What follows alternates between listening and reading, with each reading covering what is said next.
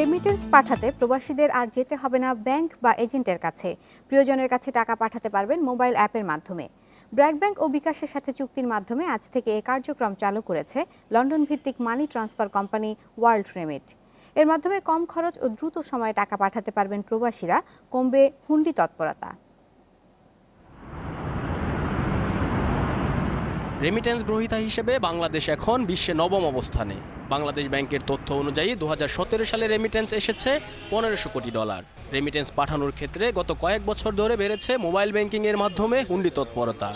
এতে কমে আসে বৈধ পথে রেমিটেন্সের পরিমাণ। এ অবস্থা থেকে উত্তরণে নানা পদক্ষেপ নেয় সরকার।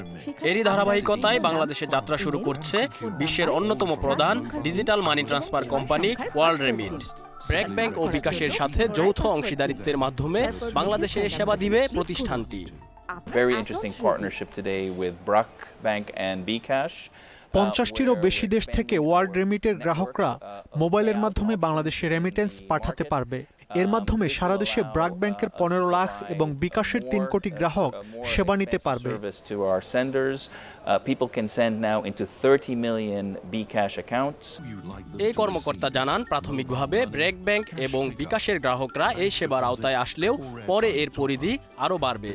কোনো এজেন্ট ছাড়াই মোবাইলের মেসেজের মতো তাৎক্ষণিকভাবে দেশে টাকা পাঠাতে পারবেন প্রবাসীরা। It is a key part of our culture.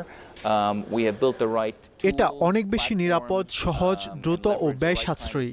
আমরা রেমিটেন্স পাঠানোর ডিজিটাল প্রক্রিয়ার নেতৃত্ব দিতে চাই, যার মাধ্যমে গ্রাহকের পরিচয় ও লেনদেন নিরাপদ থাকবে। Transaction monitoring, making sure that the transaction is safe and compliant. 2020 সালের মধ্যে উদীয়মান অর্থনীতির দেশগুলোর 1 কোটি গ্রাহকের কাছে ই-ওয়ালেটের মাধ্যমে রেমিটেন্স সেবা পৌঁছে দিতে চায় ওয়ার্ল্ড রেমিট। এরই অংশ হিসেবে বাংলাদেশে যাত্রা শুরু করলো প্রতিষ্ঠানটি। Shariful Islam, independent news, Dhaka.